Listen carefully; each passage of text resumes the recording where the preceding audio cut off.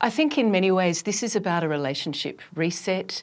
He is looking to re-establish dialogue at the highest level, and in doing so, really move the relationship into a much more consistent, predictable, pragmatic space, if you like. And I think he's framed it through that language of sophisticated. Maybe there are some domestic political wins that he can get through that language as well. But this is a big step for the UK. He has been criticised, particularly back home in the UK, for visiting China without a promise of Jimmy Lai being released. That will no doubt be on the table for discussion, won't it?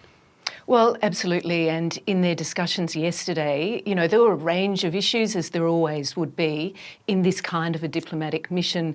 Trade and economics and investment plays a role.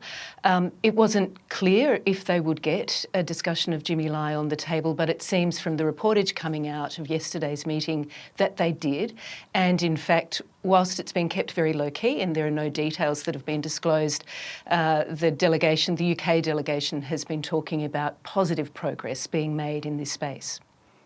They have agreed to a handful of things, including a reduction on whisky import taxes, pharmaceutical investments in China.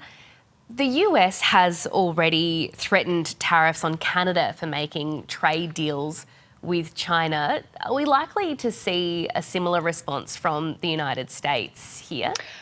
We can never really guess on what the United States is going to do in response to any diplomatic action, but you're right.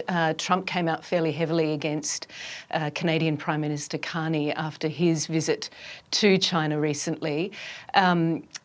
In this case, I think, you know, the issues that are being discussed are reasonably small in and of themselves. There's a grab bag of different points of agreement. You mentioned the tariff reduction on whisky, cooperation on people smuggling is another area, and visa-free travel for British citizens into China has also been agreed. In and of themselves, each of these measures is not particularly significant, but together, and they represent, again, it's the resetting of the relationship. It's about dialogue at the highest level when this has been absent for the last 8 years. So the outcomes themselves are small, but meaningful in the context of the broader relationship. Yeah, I want to pick up on that visa-free travel deal that has been made. Just how significant is that, and what sort of a difference is that going to make for both countries? I think it's an important measure that signals, you know, potentially new steps of trust in the relationship, including in terms of people-to-people travel and engagement. And, you know, I think in many ways it's about signalling the opportunity that there is for British businesses and citizens to engage with China. Over the last 8 years, the relationship has been mired by a sense of distrust. It's been, you know, complicated with Chinese espionage issues in the UK. And so I think this is all about resetting, building trust and confidence that the relationship can move forward and that this is a positive for both countries. I just want to go back a step again, sorry.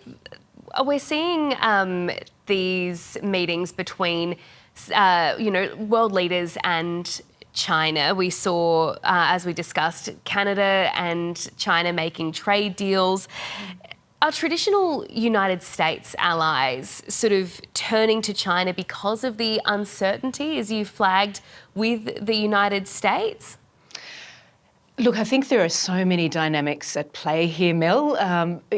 Keir Starmer's been very careful to, you know, reflect on the fact that the special relationship the UK has with the US continues, and that's not being replaced in any way.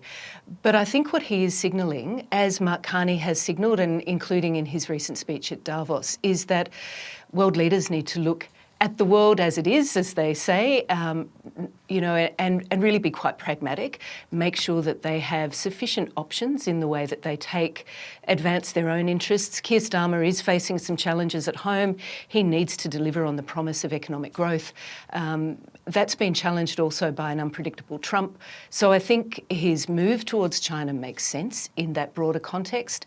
And I think it's just a sign that global leaders, particularly leaders of middle powers, Australia included, really have to think about how they diversify their agenda in the diplomatic sense as well as the economic sense. So this is part of that changing international order, if you like.